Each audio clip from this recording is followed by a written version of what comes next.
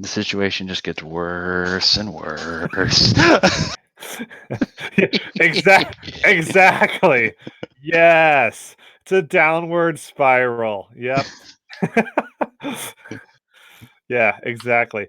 You you'd have to um you'd have to see that the market tanked this week. But yep. Uh and every time you check on it, it's just going farther down. So that's pretty much how the book of Judges goes, right? We've talked about this, how it's a cycle and it's a downward cycle. So when we say it's a cycle,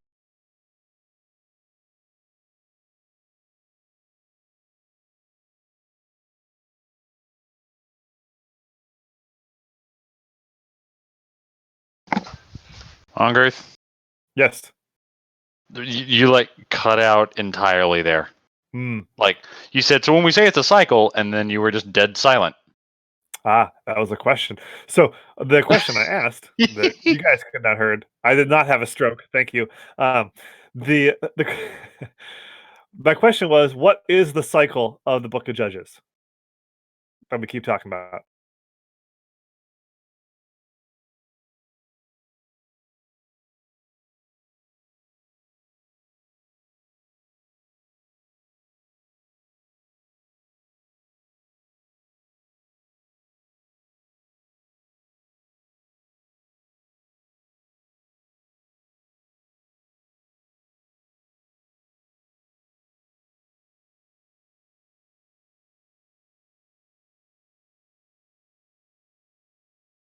Yeah, Bob. Yep.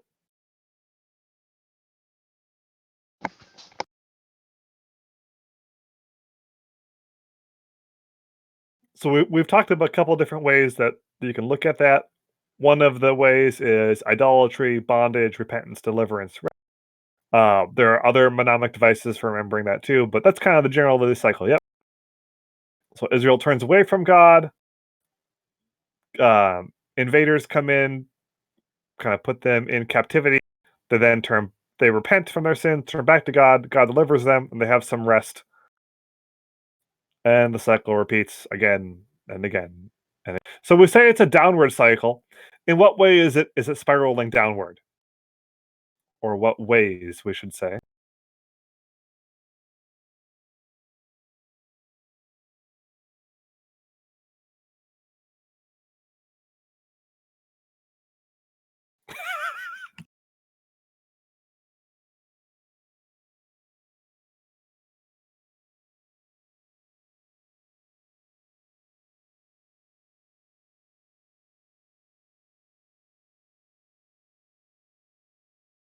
Yeah, it's almost easier to list the ways that's not.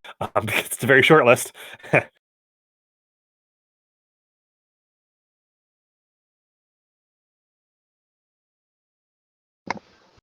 Well, I wouldn't exactly call the latter Judges rules.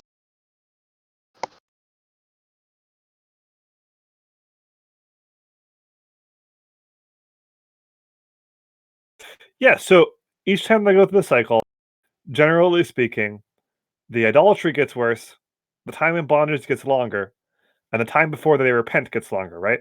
But more than that, the judges that God picks to deliver them get less and less effectual, so they're less and less effective, and they're shadier and shadier, right? They start out a little questionable, sketchy, and then they get like just like no holds barred sketchy by the end.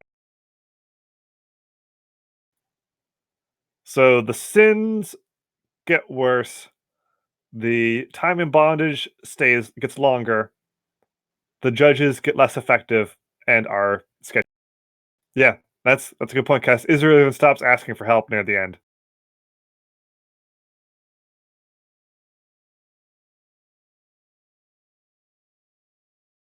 Yeah, we've already seen a couple times where God has been like, okay, like they're not even repenting, so we're just gonna like start moving forward with the deliverance here because I can't.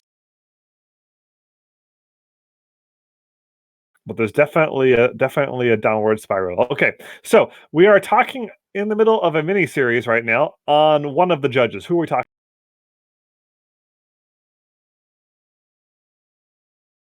Yes. Good, Samson. Okay, so what happened with Samson last week?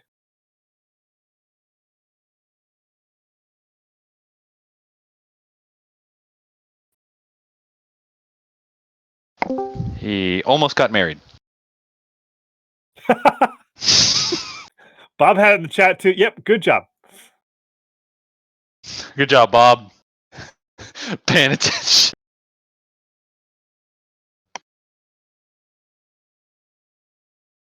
He one of the things we would love to see about Samson is he tends to abuse his power a little bit. So we saw some of that last. He kills a lion. Why was killing the lion the problem or a problem? Well, it wasn't really. Let me rephrase the question. He gets honey from a lion that he killed from the carcass. We talked about that word last week, or when I did. Why was the problem for him to get honey from the bee's nest in the lion's carcass?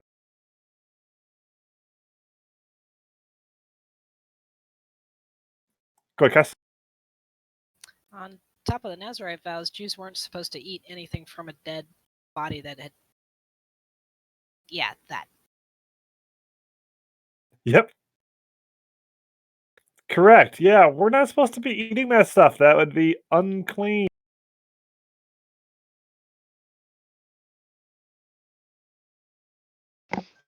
Yeah, because Samson shows such regard for things that are clean versus. Yeah. Yeah. That was kind of sketchy too, wasn't it? So what about the location of this wedding? What was the issue with that?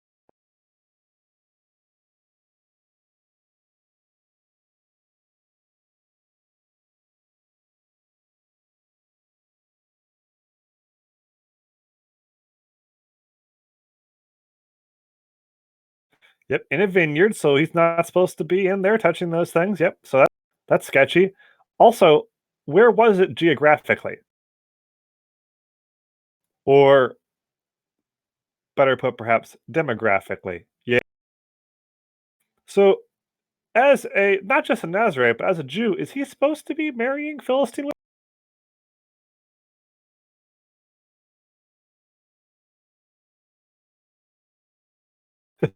Yes. Good. Okay. Good. Good. Okay. So, so we get that he's not supposed to be doing that. Moreover, his whole wedding party, his best man, all those people, the people he's supposed to be trusting, who's that guy? Who are those? Those are surely his Jewish brothers, right?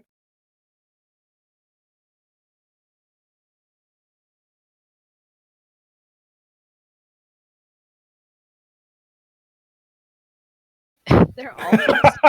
Good. I knew the memes would be good. Okay. How?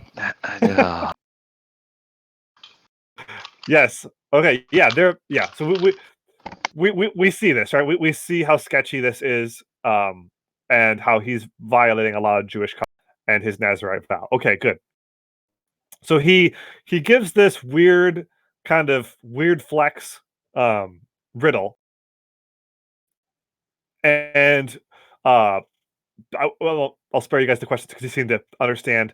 But as we talked about last week, he bets these pairs of clothes. Clothes were pretty expensive back then. Even by today's standards, if you figure you're going to go down to REI or wherever and get me a pair of clothes, even if they aren't really nice clothes, like these probably were, you're going to get me 30 pairs of clothes, full outfits. That's not cheap in today's terms. Back then, though, you got to remember clothes were made by hand; they weren't just mass produced. So you would it would be a very expensive endeavor he has here. A lot more expensive than today. A lot of times you'd have like one or two pairs of clothes, and then one for special occasions back then. So, very expensive endeavor. They bet, so there's a lot of money that are being bet on this. The guests go and threaten Samson's wife to be, and get her to tell him the answer to the riddle. And then she tells the guests so she doesn't get, her house burned down and her killed, understandably. But we see here that Samson, there was a saying about one of the Byzantine generals. The epithet his men gave him was he conquered all but a woman. And one could say that about Samson. He tends to have women tend to be his weakness, and the Philistines kind of figure out here that they kind of get to him through his wife to be. So um, we could give that epithet to Samson perhaps at the end. We'll revisit that maybe. So the Samson goes and gives the guys uh, the pairs of clothes. After having a great line about how they may or may not have found out about the answer to this riddle, but how does he get them the pairs of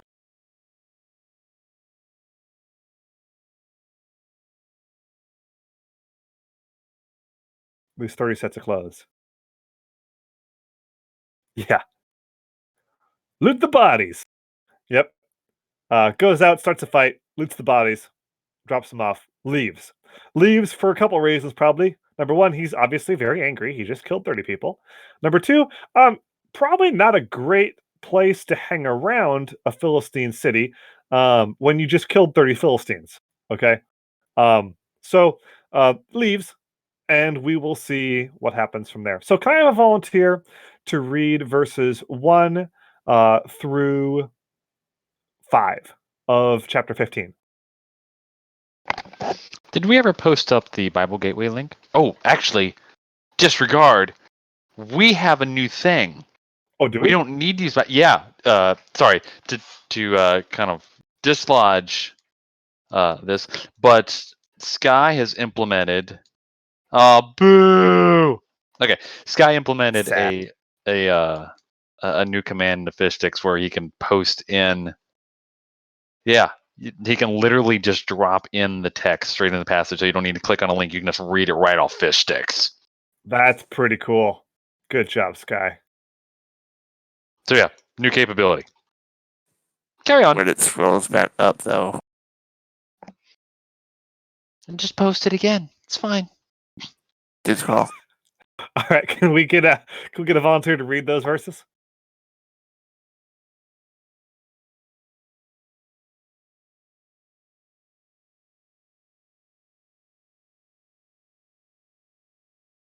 Go for it, Cass. Okay, sorry for my congestion. After some days at the time of wheat harvest, Samson went to visit his wife with a young goat. And he said, I will go in to my wife in the chamber. But her father would not allow him to go in. And her father said, I really thought that you utterly hated her, so I gave her to your companion. Is not her younger sister more beautiful than she? Please take her instead. And Samson said to them, This time I shall be innocent in regard to the Philistines, when I do them harm. So Samson went and caught 300 foxes, and took torches. And he turned them tail to tail, and put a torch between each pair of tails. And when he had set fire to the torches, he let the foxes go into the standing grain of the Philistines, and set fire to the stacked grain and the standing grain, as well as the olive orchards. Okay, so this there's a couple problems here. So after everybody cools down, Samson goes back to go collect his wife, right? And what's the problem? Yeah, the whole wife thing. Yeah, yeah. Yeah, you kind of noped on out of that earlier.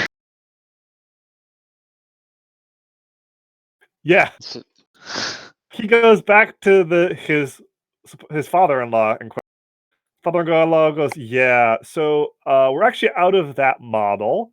When you bailed, different customer came and bought that, but we got another daughter, a younger daughter, in fact, that you could have." Samson doesn't go with that. What does he say? It's interesting what he says. What does he say about what he's going to do next?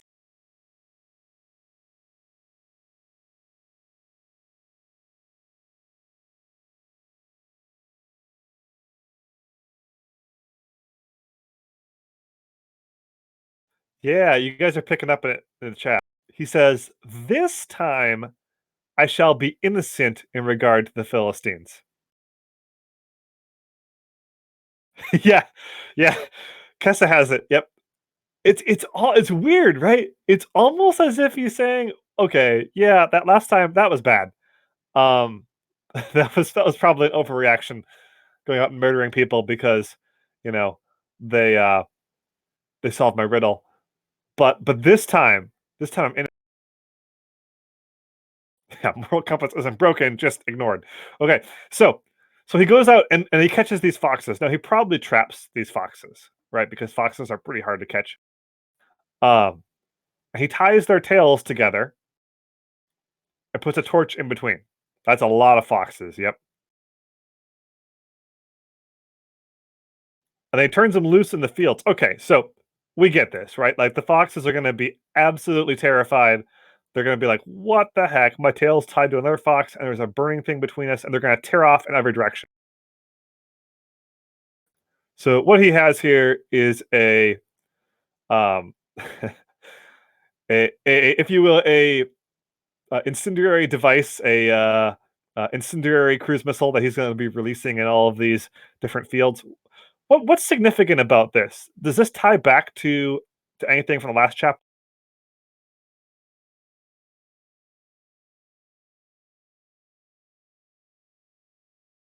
Is it picking up on the vineyard theme? What did the Philistines say they were going to do to his wife and his wife's fathers?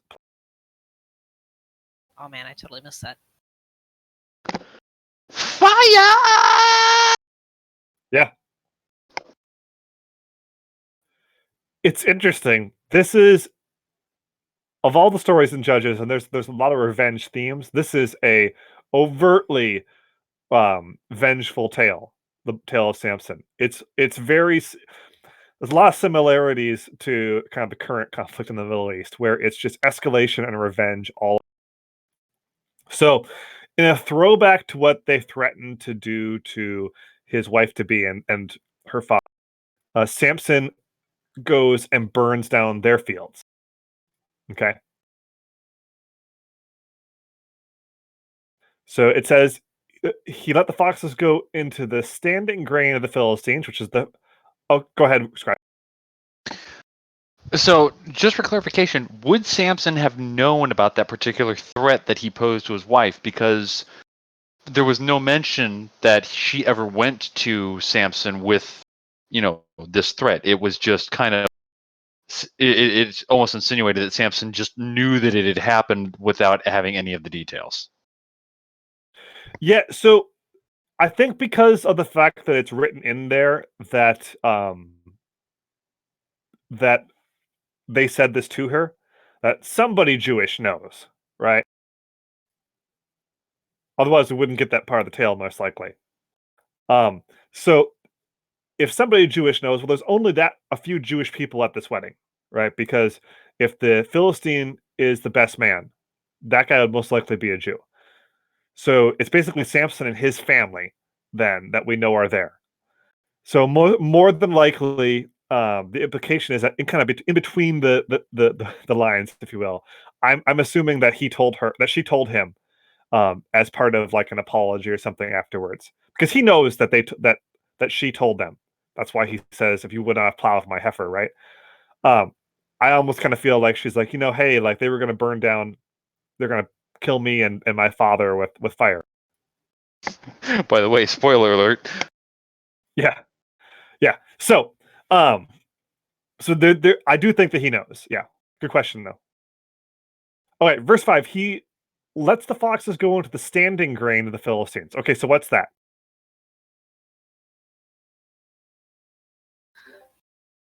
I'm not completely sure, but that sounds like grain that's been harvested and has been set up in sheaves to cure.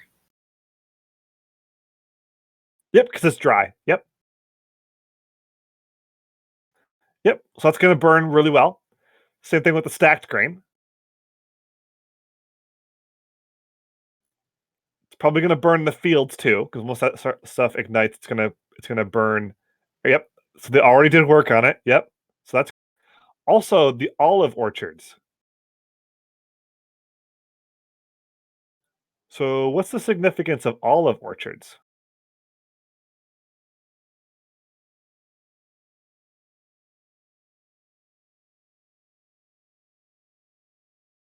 Go ahead, Cass. Those take years and years and years to mature and Yeah. are an enormous investment, and they can keep producing for hundreds of years unless somebody burns them down. Yep. Exactly. Yeah, they can keep producing for hundreds and sometimes thousands of years, um, unless someone burns them down. A huge investment. They take a ton of time to make. Olive oil was a great preservative at the time, very costly. So this would have been prime real estate here, and that gets burned down. I think it's interesting that that gets mentioned when he turns them loose on the grain. It's almost like it's an unintentional, uh, almost like it's an unintentional consequence. But it's part of this pattern of mutual escalation we're going to see in the story. So the if you're a Philistine and all the work that you just did to harvest all this food that you're expecting to get paid on. So basically, when you're a farmer, you get paid once or twice a year, right? We all get excited about payday. These guys get a payday or two a year. You'd be really excited about payday on that. And you go to your your mailbox to go collect your check, and oh, by the way, your check got burned up, and yeah, the money's gone. Okay, so we can understand why they would be upset about this, but then more than that, the these olive orchards, which have been in your family for generations, those are burned too. Okay, if you're a Philistine and you found out that some Jewish guy, so some foreigner, right, did this, how are you going to feel?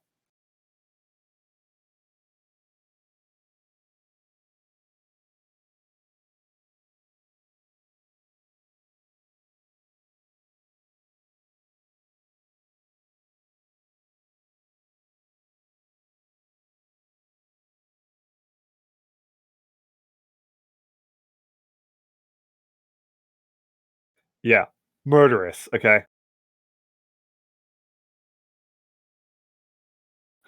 so this is kind of the interesting thing about this is we think of the Philistines as the bad guys, and we should, like they are, but at the same time, this reaction is an understandable reaction. Um, they are going to be absolutely incensed, just like the Israelites would be if the tables were turned on this. So it's a part of that escalation, right? Okay. So can I volunteer to read verses 6 through 8?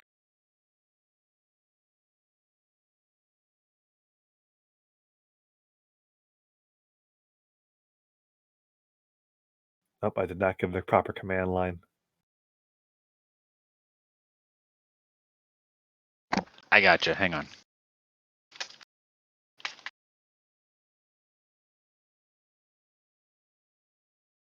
There we go. Okay. Exclamation point Bible first. Awesome. Okay. Can I volunteer to read verses 6 through 8? I'll take that one. Then the Philistines said, "Who has done this?" And they said, "Samson, the son-in-law of the Timnite, because he has taken his wife and given her to his companion." And the Philistines came up and burned her and her father with fire.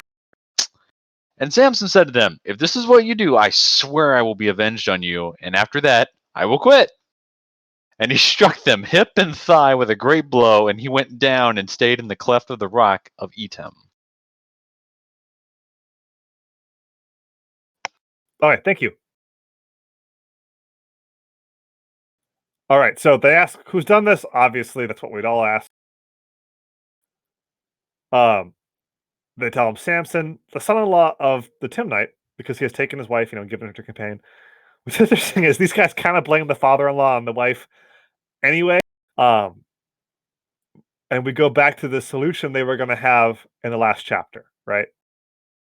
So what's interesting about this is Samson is angry about their threat. Samson retaliates. So Samson's angry about their threat. He takes action, right? Um, that action leads to a bad outcome. He retaliates against the given slight, right? The perceived that retaliation leads to the completion of the threat. So you see the escalation here, right? And the cycle of revenge. So the Philistines come up, they burn the wife and the father with fire. And what does Samson say? What does he promise?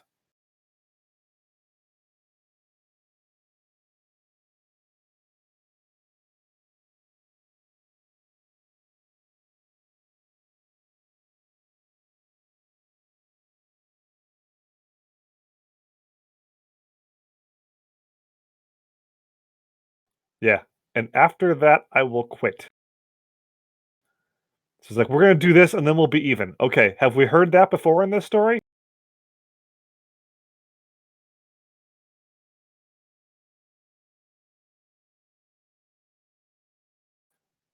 Not overtly, right? But it was kind of implied in verse 3, right? This time I shall be innocent as I get even with them. So he's kind of lying to himself again here. He goes down and gets revenge, struck them hip and thigh with a great blow. So he goes down, kills a bunch of people, and then stays in the cleft of the rock of Edom. Where is Edom? Is Etam Edom?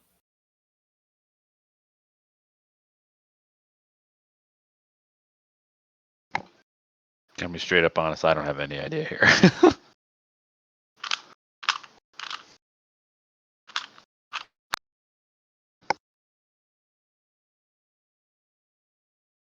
So it is just kind of southwest of Bethlehem.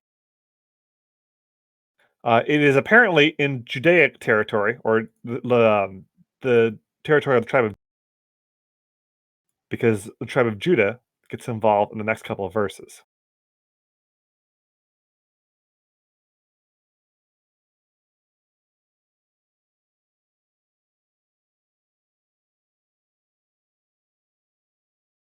All right. It is not mentioned or really any other time in the Bible, though. But the important thing is in the territory of the tribe of Judah. So, can I volunteer to read verses 9 through 13?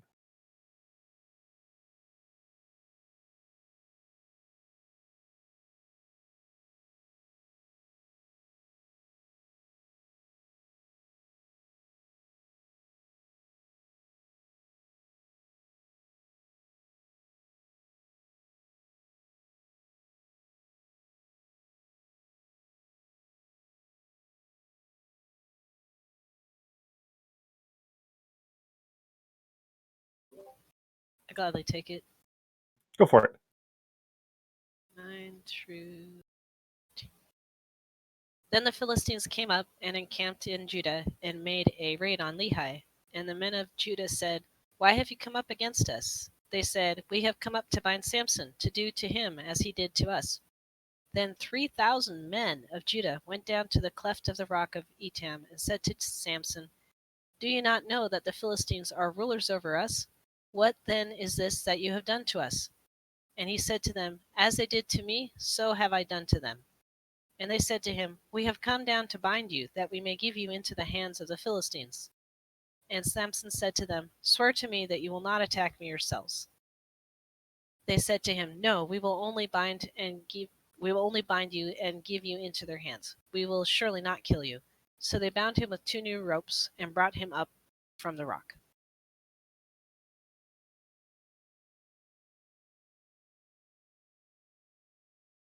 Okay, so a couple things here that would be easy to gloss over if we didn't stop and look at them here. So the Philistines come up, and what do the Philistines do?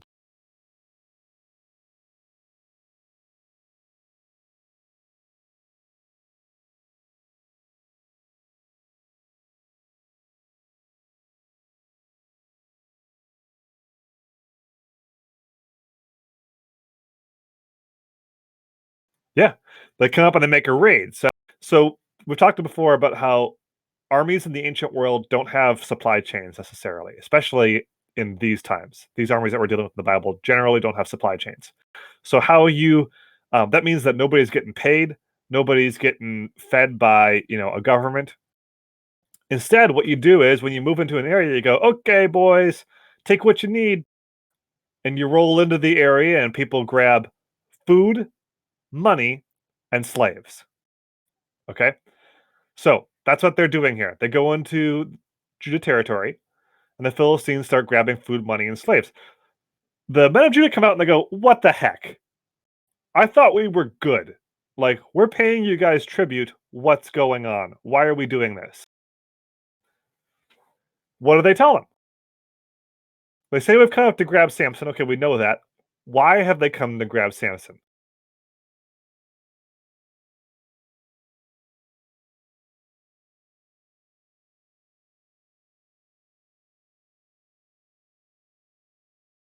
Yeah.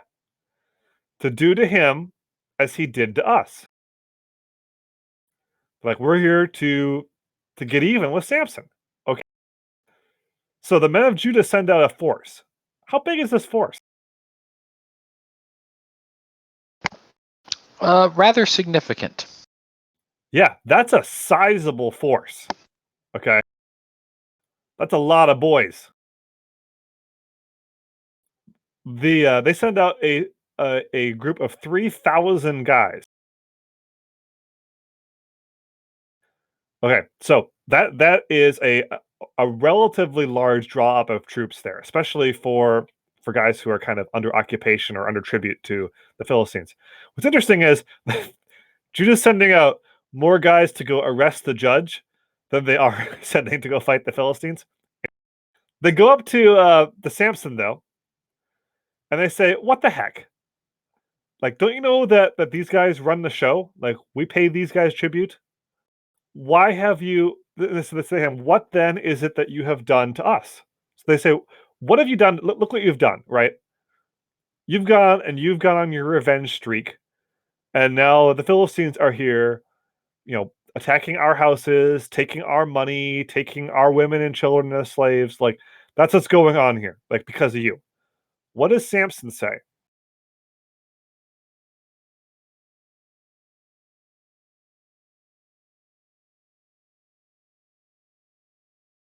He gives a defense. Yeah.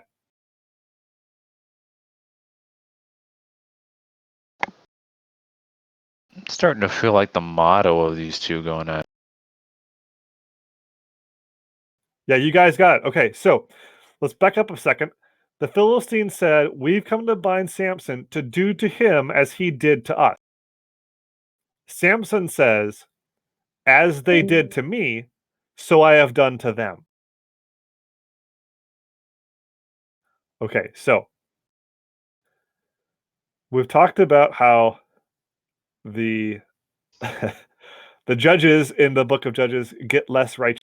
Samson's killed a lot of people, but he hasn't killed people for good reasons, has he?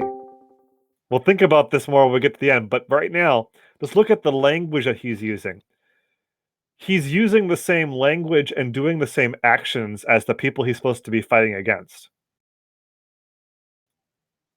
So here we have an Israelite judge who is locked into a cycle of revenge using the same phraseology as Israel's enemies, marrying Philistine women. Like, do we have red flags in this yet? Yeah, but anyway, so the reason why he's doing this is because to get even with them. They're both saying, "Hey, we're just trying to get even with each other." Okay. So the men of Judah are like, "That sounds great, but we're here to arrest you because, frankly, we don't want our houses burned down." So they make a deal. Yeah, Bob. Yeah, they make a deal, and the deal is that they won't kill Samson, but they will bind up Samson with 2 new ropes and take him to the Philistines. So in case you got 1, we'll do 2, and we'll be good to go. All right. Anything else you guys see in this section before we move on to the next section? I think this is the one time Samson has shown some restraint.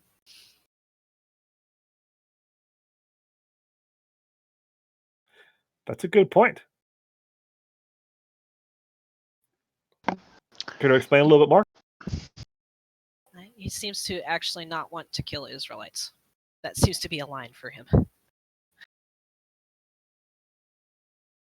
Also, I can't help but shake the feeling that Samson definitely has his flaws, and oftentimes it seems like he's just a mindless brute. But a lot, if you kind of look at the way he approaches stuff, he actually seems very clever, and you almost get the idea that you wonder if he's just looking for an opportunity to get into the midst of the Philistines, assuming that he knows what's going to happen.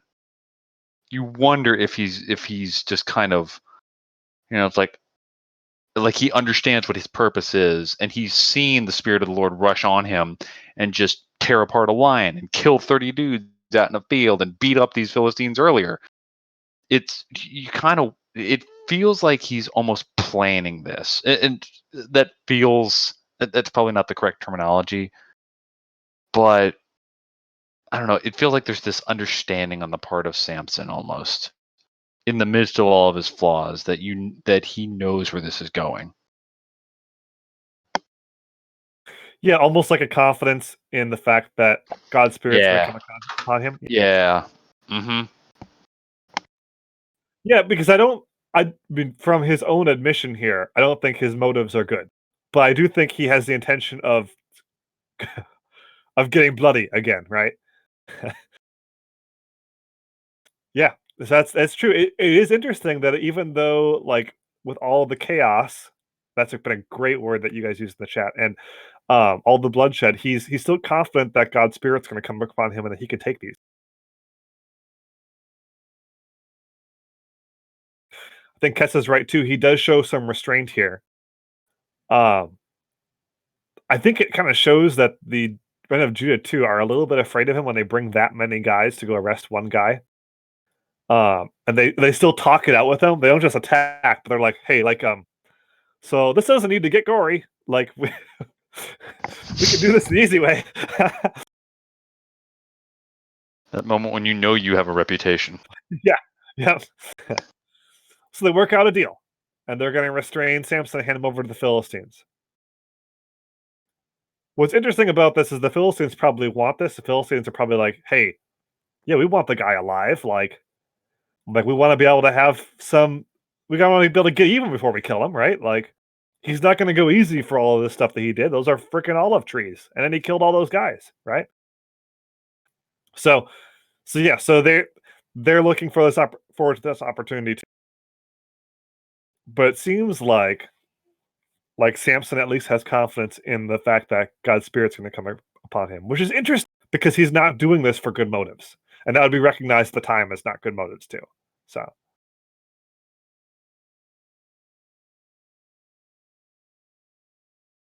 but we'll kind of put that in the shelf in your mind, and we'll talk about more about that at the end too. Okay, so can I have a volunteer to read verses 14 through 20?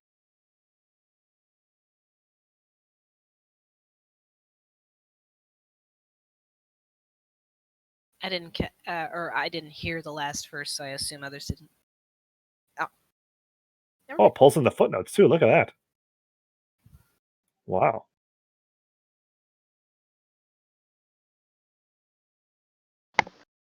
Man, that is a souped up command. Holy cow. All right, 14 through 20 is the what we're looking for.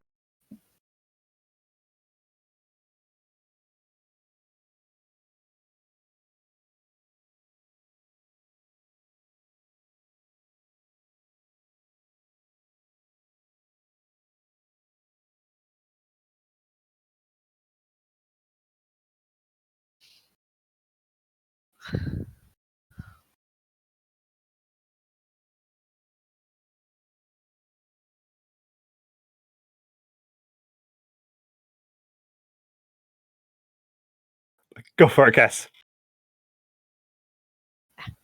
Just thinking, maybe I shouldn't have put that out there. Let everybody be uncomfortable a little longer. All right.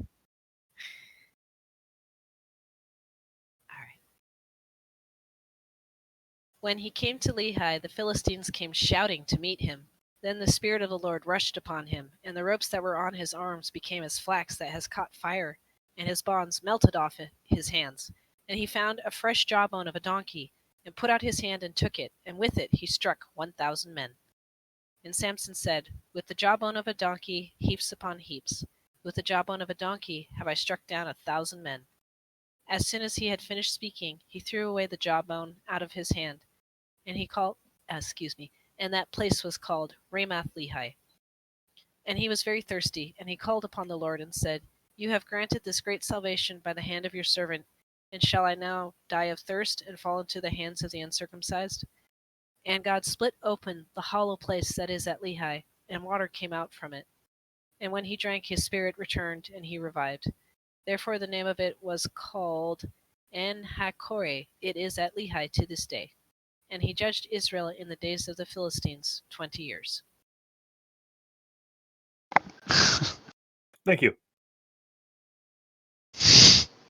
Okay, so Winged pointed out a phrase the last week, and it was about the Spirit of the Lord. We see that phrase again here. The Spirit of the Lord rushed upon him. We almost get this like this idea of like a firestorm, which is interesting because we see that the ropes don't just snap off, but they burn off, right?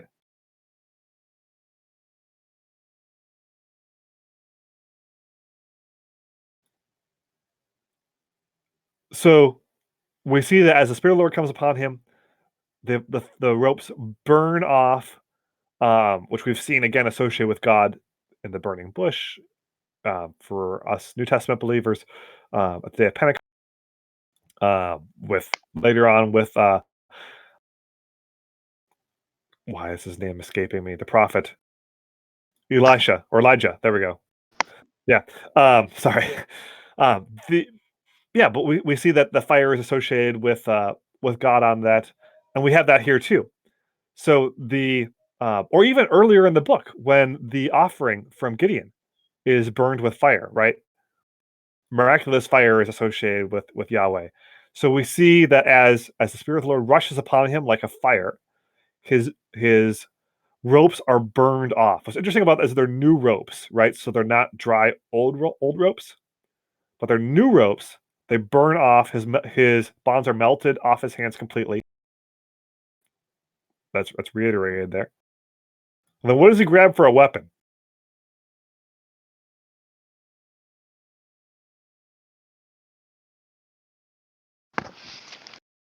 Something handy, but also problematic. Okay. You guys in the chat are switched on to Samson. Okay, you got it. Yeah, it's a dead thing. It's relatively fresh, which is interesting. Found a fresh jawbone of a donkey. Okay, so probably like a sacrifice or a feast or something going on here. Get the idea. This thing's already got like some gore and stuff hanging off it, right? Some. He picks up. Why is this a problem? Because somebody said kind of a problem.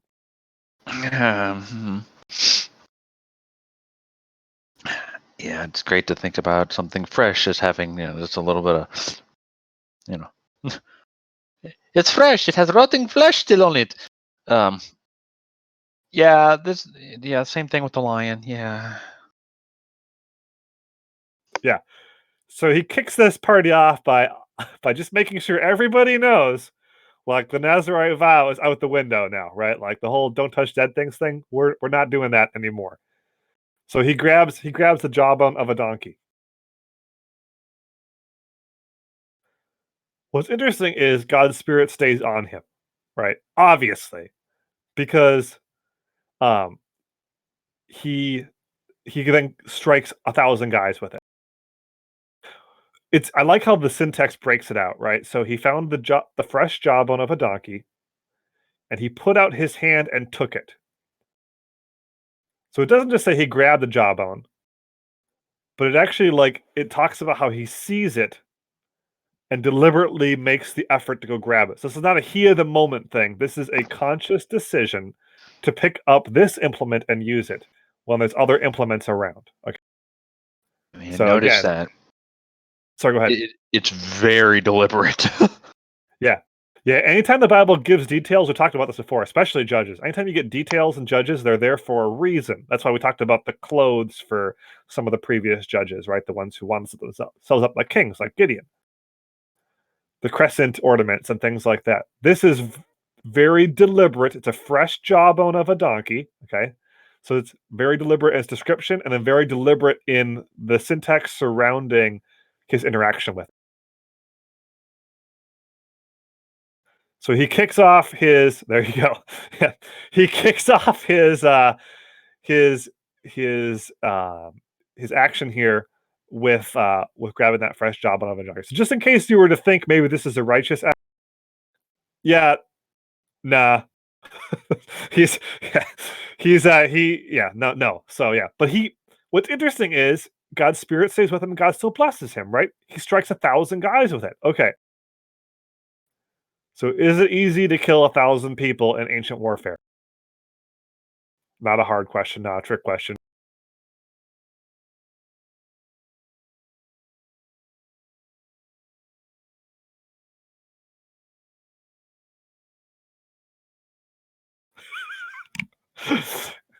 Ask stupid questions, get stupid answers. Okay, good job.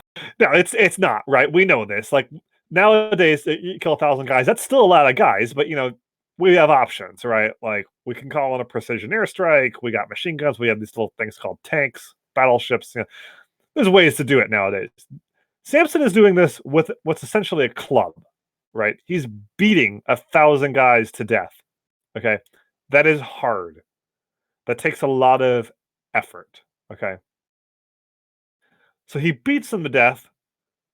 And he does what every good PUBG player does at the end of the round. He taunts them afterwards. Right? He goes on a tear at the end. So GG easy. Yeah, exactly. Yeah. With the jawbone of a donkey, heaps upon heaps. With the jawbone of a donkey, I've struck down 1,000 men. Okay. So again, those Call of Duty players, those PUBG players, Overwatch players, we all know what's going on here. But it's interesting that this little song is called out. Have we had other songs called out in the Book of Judges?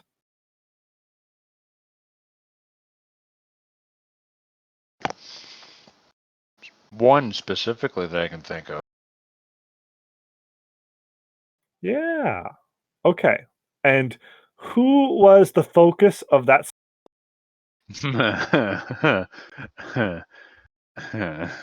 Well, I was typing that before you asked. it wasn't a human, I'll put it that way.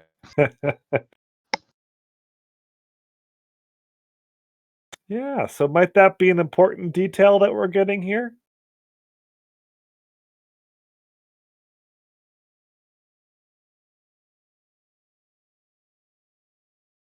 So, when we see other songs of praise in the Bible, generally about God. So even the song about Deborah, like Jael, Deborah, they're mentioned, but it's definitely the focus is on God. Same thing with David's battle songs, right? Samson sings a song, and who's the hero of Samson's song? Yeah. Yep. Samson's the hero of Samson's song. Yep, that word at the end there. I have struck down 1,000. Okay. So as soon as he let's so we get some really interesting details here too. As soon as, right? Look at that phrase. As soon as he finished speaking, he threw away the jawbone out of his hand. That place is called Ramath Lehi, and he was very thirsty. Yeah, that's understandable, right? But what was interesting was he goes from saying about himself to being very thirsty and saying to God, "Oh my gosh, I'm going to die," within the span of a second. And this detail is not included, so I'm hesitant to take too much from it. But maybe the Spirit of God left after he got done singing his praises. Because as soon as he gets done singing his praises, all of a sudden he feels like he's going to die. Just something to think about from the details here, okay? Okay, so he says, "You have granted this great salvation by the hand of your servant. Shall I now die of thirst and fall into the hands of the uncircumcised?" Okay. What's interesting about his prayer? You notice any details from his prayer here that might relate to the song he was just singing?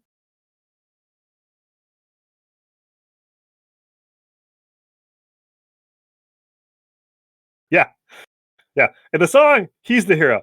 In the prayer, God's the hero. Okay. It's like, oh yeah, about that. Hasty, yeah, he's just like laying on the backspace key, right?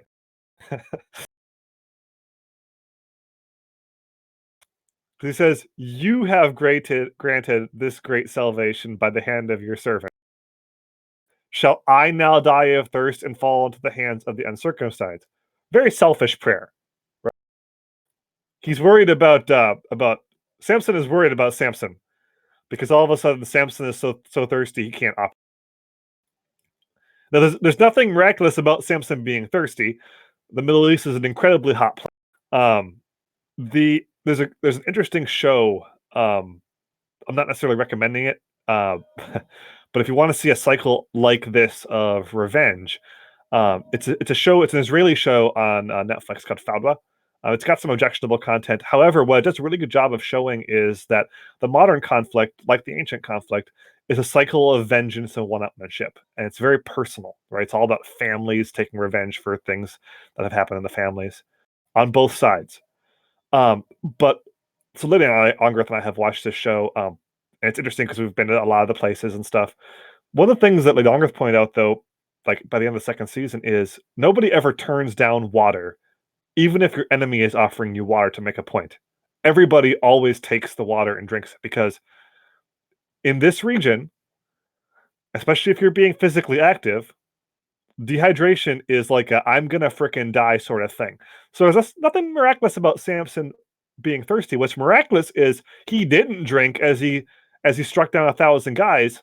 He gets done singing his songs of his praises, and all of a sudden he's back to normal, right? Like he needs water. And this is not a lot of commentators have criticized him for saying, like, oh, he didn't think that God's gonna provide water. No, like this is a real thing.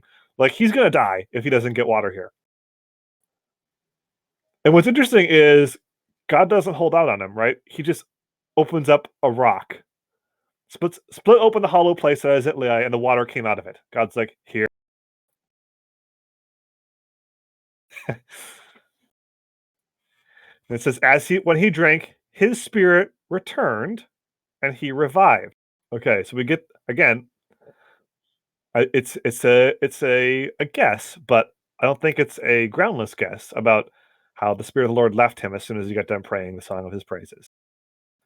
Okay, so from there, spirit we now fast forward 20 years, and he judged Israel in the days of the Philistines 20 years. Yeah. Okay, so before I start asking questions, what do you guys see here? Because the chat is picking up some great things. Reg is right. I do get the impression that God's like, oh my gosh, these people, like specifically this guy. like this is not that big a deal, and this like opens up the water for him, right? Like after he realizes Samson is like back, pounding the backspace key on his song. Then like, yeah, about that victory you just gave me. Yeah, he then saves Samson. So obviously a act of mercy on God's part, but I can't help but feel that God's like just kind of like shaking his head with the flat face emoticon, like, oh boy. What else do you guys see from this?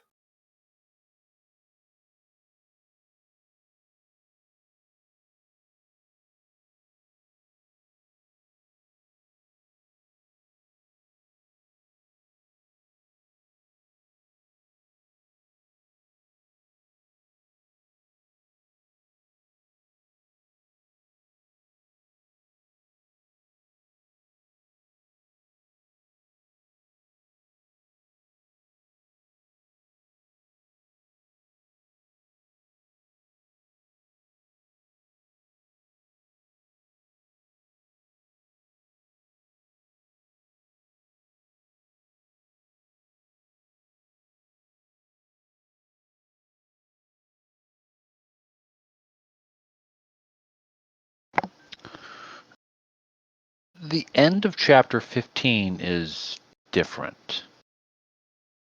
Yes. Why? Because with every other judge, it says, and such judged Israel for however many years. But the Bible doesn't say that alone in the last verse. It says he judged Israel in the days of the Philistines. 20 years. Mm-hmm. And I talked about this last week, and I think we talked about it 2 weeks ago as well. The prophecy given to Manoah and his wife was that Samson would begin to deliver Israel from the hand of the Philistines. And I think the Bible is just reiterating that here, in that Samson's judgeship did not result in the end of Philistine dominion. Yeah.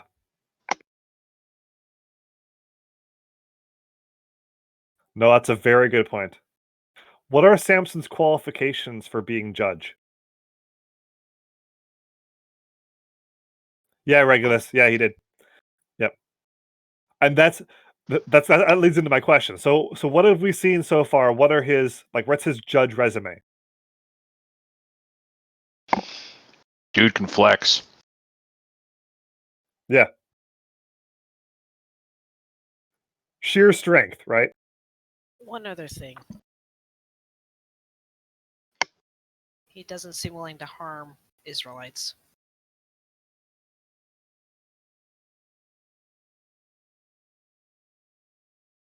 Now, why is that significant? It's a slight one up on a few other judges. Yeah. Ever so slight, right? Yeah.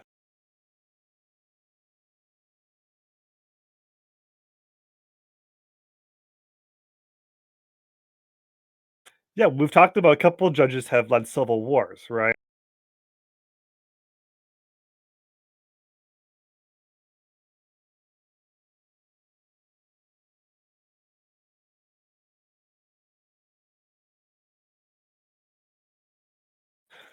Specifically Jephthah, the land pirate, right? The mafia guy. He was certainly willing to throw down with other Israelites. And Samson at least stays his hand from other Israelites. But he has two things going for him on his resume. He's strong / bloody, and isn't willing to just launch off and kill a bunch of guys from.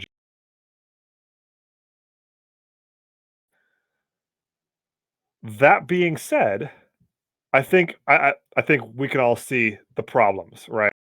If we're looking at his judge resume, does strength usually count for a lot in the Bible?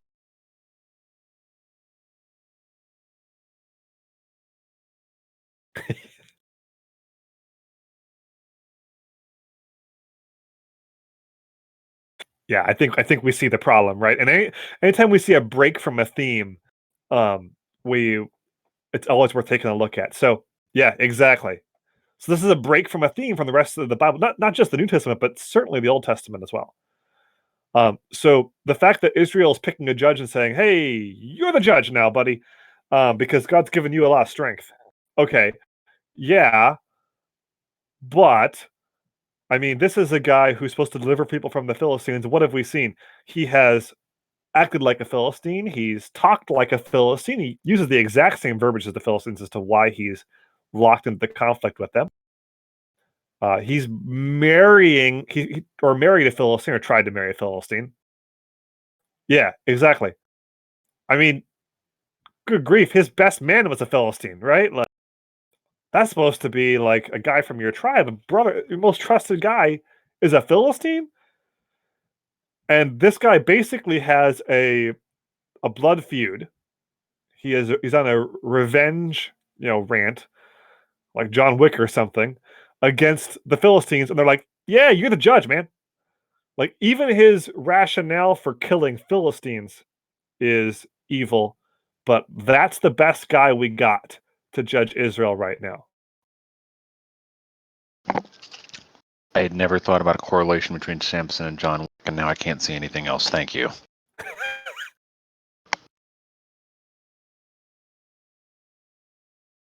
So it's kind of a weird story, right? We look at this. I mean, okay, the John Wick thing though, like there's some similarities, right? Guy kills puppy. Yeah. Yeah. Guy goes on a rant, kills hundreds of people. Like we got some similar things going on here.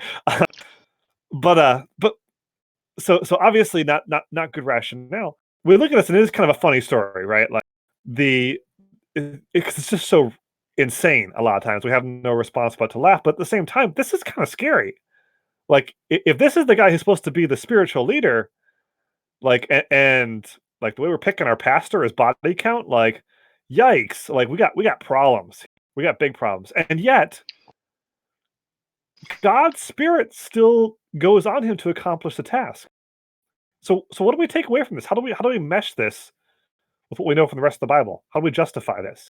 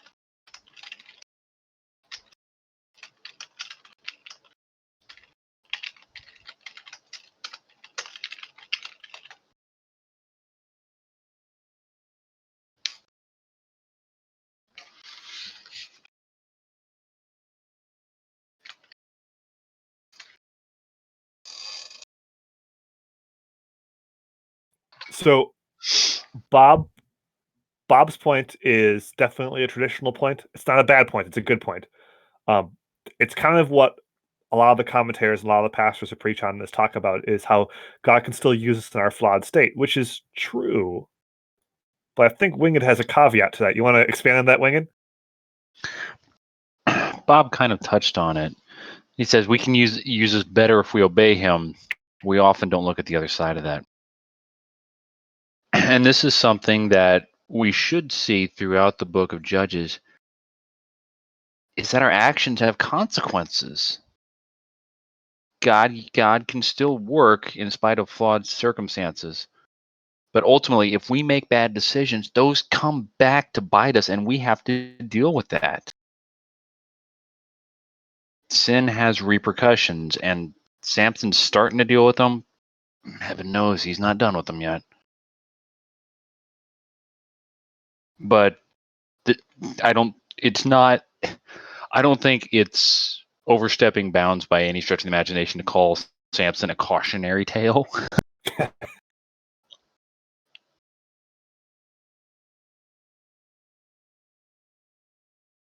Yeah, no kidding. Yeah, Samson's obviously not a positive role model, right? Like this is not an ideal situation. This is God saving Israel in spite of Israel's self.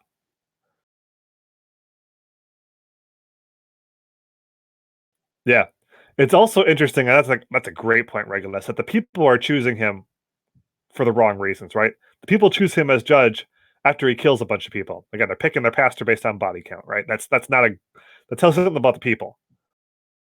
It's interesting that he's killing Philistines not because he hates Philistines or because he wants to deliver Israel. He's killing them because he's angry, right? Well, he does actually. That's exactly why he's killing them. It's because he hates Philistines because they slighted him, right? So he's killing them for prideful reasons. He's prideful about killing them, and yet God's still working through him. And what's really interesting about this is God cares enough to teach Samson a lesson, right? The making him thirsty and then providing him water, like removing his spirit from him, if that's what he does, when he gets done singing his praises, and then providing him water and letting his spirit return to him. Like that's God. That's a lesson for nobody but Samson, right? That's to teach Samson, hey, just a reminder, This isn't about you. And Samson doesn't totally get that at this point, but God's not done with Samson yet. So God's meeting Samson where he's at. He's meeting Israel where Israel's at, and he's working with them. That doesn't justify all the badness that's going on around here, but that evilness, that wickedness, those bad decisions don't keep God away. But the people, Samson included, still need to deal with the consequences of those decisions, right? Samson's wife still gets killed because his wife to be, because he went and burned down fields. The people of Judah still get their place raided because Samson went and got revenge after the Philistines retaliated for Samson burning down their fields, right? It's an interesting story because I think we think of it as unrealistic how many people are killed by Samson, but in a sense, it's one of the most realistic stories in the Bible because how many times in our churches, in our ministries, and in our towns, the place that we live in, does God enter into imperfect situations, and use people who have bad motives to accomplish his will? Quite a bit. So just something to think about this week. Anything else you guys see? I know we're way over, so I will wrap it up. But anything you guys see that you want to pull out from this that I didn't go? I'm wearing off on him, guys. Afraid.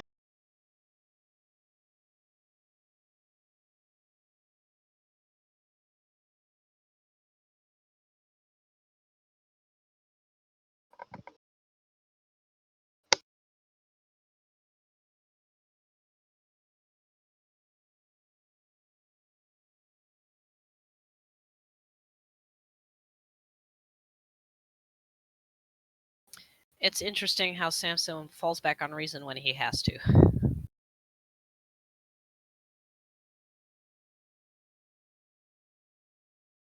Yeah.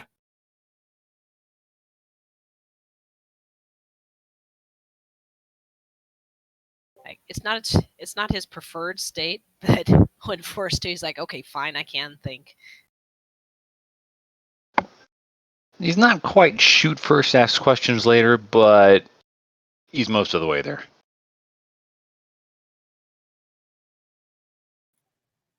Well, he actually is shoot first, ask questions later, but at least he asks questions later, right? Yeah. I mean, Well, to those that are, if there's anybody remaining to ask questions to. no, it's a good point though. He does fall back on reason. He's not totally lost. But yeah, it's definitely not the default state here.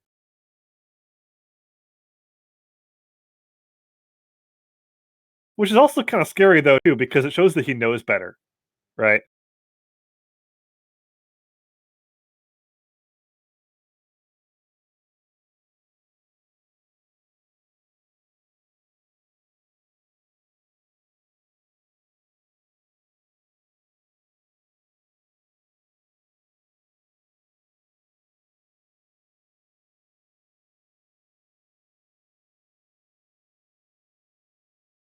I was thinking about this week, and I'm not sure if this is the right way to look at this or not. But we know that what we call spiritual abuse is people using spiritual authority for their own gain. Right? And this is a question I want to leave you guys with. It's not something I necessarily have an answer to. But is Samson guilty of spiritual abuse in this story? He doesn't necessarily towards the people of Israel, right? But he's using God's power, his spirit, to act out his own revenge. That's one way to look at it. Another way could be that's kind of what I was thinking about this week, and I got thinking about like, well, but maybe God's using Samson's rage for his own purpose. So I don't know. It's not. I don't usually want to leave you guys with a question, but it's something I've been thinking about this week. I haven't come to an answer on. Something to maybe think about this week, and then we can talk about next week when Wenger leads. But just kind of different ways to look at it. And regardless of how you look at it, whether you answer that question yes or no, it's interesting to see. I think it's glorifying to God to see God's power in that situation. We certainly have a less than ideal situation here, a terrible situation, and yet God is still using it to accomplish a merciful purpose to try and deliver His people.